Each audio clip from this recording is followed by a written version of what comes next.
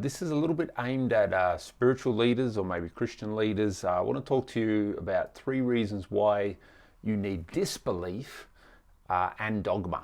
So unbelievingness and why you need dogma, dogmatic clarification of what you believe and therefore what you don't believe. So the first reason is because faithful disbelief requires that we test every spirit. So as a Christian leader, we recognize 1 John chapter 4 verse 1 that says, do not believe every spirit, but test the spirits to see whether they are from God, because many false prophets have gone out into the world. And this from John, who was one of Jesus' closest disciples, is a call to faithful disbelief. So it's actually to test what we don't believe, to test in order to clarify what is something we're not going to believe in, and we need to test that out. We need to robustly see what the other side of the coin is in order to know what we actually believe. It's the idea that beliefs, and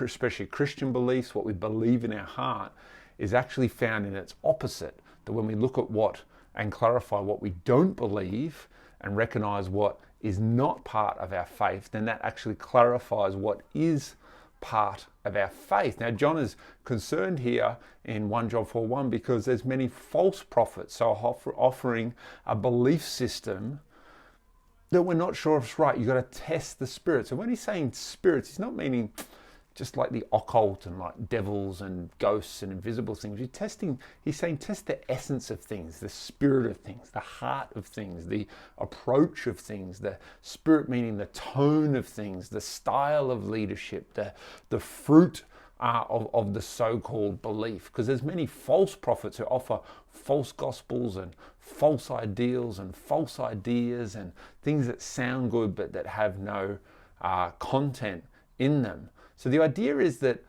the believer, to be a true believer, it actually requires loads and loads of unbelief. Because by pure, simple rule of just reality, if you're going to believe in something, then you're going to naturally have to not believe in a lot of things. So faithful disbelief is different to doubt. We doubt our faith in order to learn and grow and understand our faith and question things, but faithful disbelief is actually faithfully working out what you believe based on what you don't believe. So the second reason why you need disbelief and dogma is because belief clarifies what you don't believe in. You don't ascribe to. You don't buy into.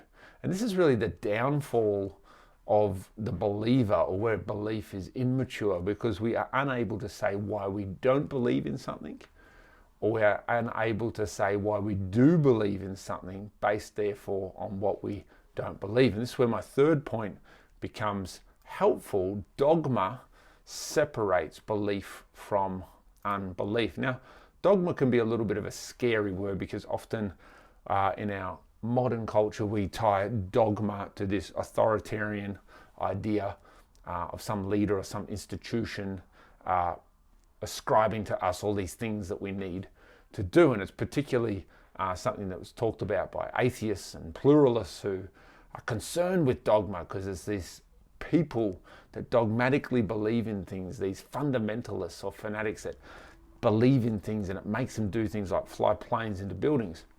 Now that's a bit of a misunderstanding of the word dogma. Dogma is actually used in the Bible, and originally it's a Greek word that means a decreed teaching. So teaching that's been decreed to be correct or to be right, maybe. And in my world, the Pentecostal charismatic world, we don't have super strong decreed teachings in our rituals and in our routine of doing Christianity. But if you look at the Catholics or the Orthodox churches, they'll have very clear decreed teachings. The Catholics are famous for their dogma and for their teachings that should be followed. My world, the Pentecostals, are not so famous for that. It's actually can be a bit of a dangerous world, because this is where we get into the false prophets, because people can go around saying you should believe X, but have we tested the spirit of that? Does it align with the gospel?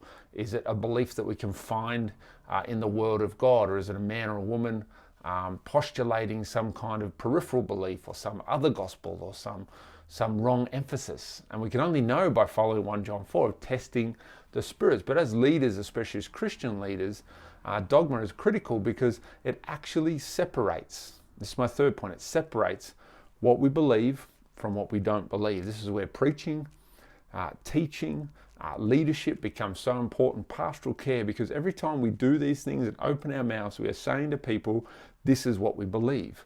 But dogma clarifies what we believe by also clarifying what we don't believe, or rejecting, if you like. It's a faithful rejecting or refusal to buy in or believe in other philosophies or worldviews or systems. And even in our own Christian world, we have to test every spirit, as John says in 1 John 4:1, because even in the Christian world, leaders can offer things, or people can reinterpret the Bible, or people can say that this is something, dogmatically they should say this is something that we should believe in, that actually needs to be tested and robustly tested to actually see if it centers on Christ and centers on the gospel. And as I said, you'll especially find this a challenge as you come into contact with more and more pluralists in our modern age, pluralists are ones who believe anyone should believe anything. Anyone who believes in God basically believes in the same God. Islam, Christianity, Buddhism is all just one. There's just plural. There's many religions, but they all basically end up at the same God. And the thing that the pluralists will say is religion's fine, and believe what you believe, there's no problems with that, but don't push dogma on people, meaning, and they mean by that, don't push your beliefs on others, and don't say people should believe certain things. Don't decree things and pressure things and use it as use the Bible as a form of abuse to get people to behave in a certain way. But that's, as true Christians, not something that we believe in anyway, because we believe in love and compassion and grace and mercy. And if people don't follow even the decreed teachings of Jesus, that the orthodox views that have been believed for centuries and centuries, then we're still meant to approach with love and offer the truth in grace, but we're not meant to abuse or control or be authoritarian in using this demarcation between what we believe and don't believe as a way of controlling people. So 3 reasons why you need disbelief and dogma. First, because faithful disbelief requires that you test every spirit. That's what it means to be a true believer. Secondly, belief clarifies what you don't believe in. So only by clarifying what we don't believe in can we actually understand fully what we do believe in and put our trust in that. And thirdly, dogma separates this belief from unbelief. We need decreed teaching, clear teaching, based on the Word of God, that's fruitful, that's proven over time, that helps us demarcate between belief and unbelief.